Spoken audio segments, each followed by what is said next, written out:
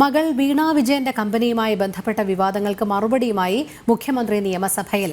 ഭാര്യ പെൻഷനായപ്പോൾ ലഭിച്ച പണം കൊണ്ടാണ് മകൾ കമ്പനി തുടങ്ങിയതെന്നും മകളെക്കുറിച്ച് പറയുന്നതൊന്നും ഏശില്ലെന്നും മുഖ്യമന്ത്രി പറഞ്ഞു.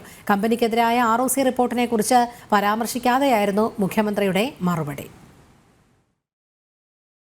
മകൾ വീണ വിജയന്റെ ഉടമസ്ഥതയിലുള്ള എക്സാലോജിക് കമ്പനിയെക്കുറിച്ച് ഉയർന്നുവന്ന വിവാദങ്ങളിലാണ് നിയമസഭയിൽ മുഖ്യമന്ത്രിയുടെ മറുപടി. കഴിഞ്ഞ പത്രസമ്മേളനത്തിൽ വരെ ബന്ധപ്പെട്ടവർ മറുപടി നൽകുമെന്ന് പറഞ്ഞൊഴിഞ്ഞുമാറിയ മുഖ്യമന്ത്രിയാണ് നിയമസഭയിൽ മകളുടെ പേരിൽ ഉയർന്നുവന്ന വിവാദങ്ങൾക്ക് മറുപടി പറയാൻ നിർബന്ധിതനായത്. ഭാര്യ പെൻഷനായപ്പോൾ നൽകിയ പണം കൊണ്ടാണ് മകൾ കമ്പനി തുടങ്ങിയതെന്നും ഇതൊന്നും ഏശില്ലെന്നുമായിരുന്നു നയപ്രഖ്യാപന പ്രസംഗത്തിന്റെ നന്ദി പ്രമേയ ചർച്ചയിലെ മുഖ്യമന്ത്രിയുടെ മറുപടി.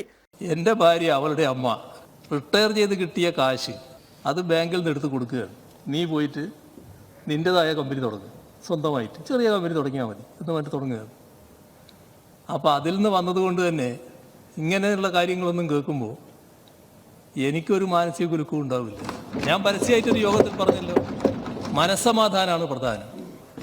ഒന്നും എന്നെ യേശില്ല. യേശാത്തത് ഇതുകൊണ്ട് തന്നെയാണ്. അതൊരു അഹംഭാവം പറച്ചിലൊന്നുമല്ല.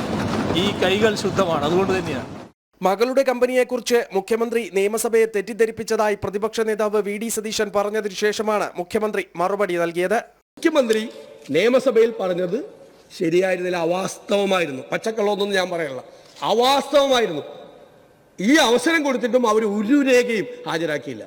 അപ്പൊ അത് ലീഗൽ ട്രാൻസാക്ഷൻ ആയിരുന്നില്ല അവരുടെ അക്കൗണ്ടിലേക്ക് വന്നത്. കമ്പനിയുടെ അക്കൗണ്ടിലും അവരുടെ അക്കൗണ്ടിലേക്ക് വന്നത് ലീഗൽ ട്രാൻസാക്ഷൻ ആയിരുന്നില്ല. അത് പ്രിവെൻഷൻ ഓഫ് മണി ലോണ്ടറിംഗ് ആക്ടിന്റെ പരിധിയിൽ വരും. കള്ളപ്പണം വെളുപ്പിച്ച നടപടിയാണ് എന്നാണ് ഫൈൻഡിങ്. 2 സ്റ്റാറ്റ്യൂട്ടറി ബോഡിയുടെ ഫൈൻഡിങ് ആണ്. അതേസമയം എക്സാലോജിക്കിനെതിരായ കേന്ദ്ര കമ്പനികാര്യ മന്ത്രാലയത്തിന്റെ കണ്ടെത്തലുകളെക്കുറിച്ചോ ROC റിപ്പോർട്ടിനെ കുറിച്ചോ മുഖ്യമന്ത്രി ഒന്നും മിണ്ടിയില്ല. ജനം, തിരുവനന്തപുരം.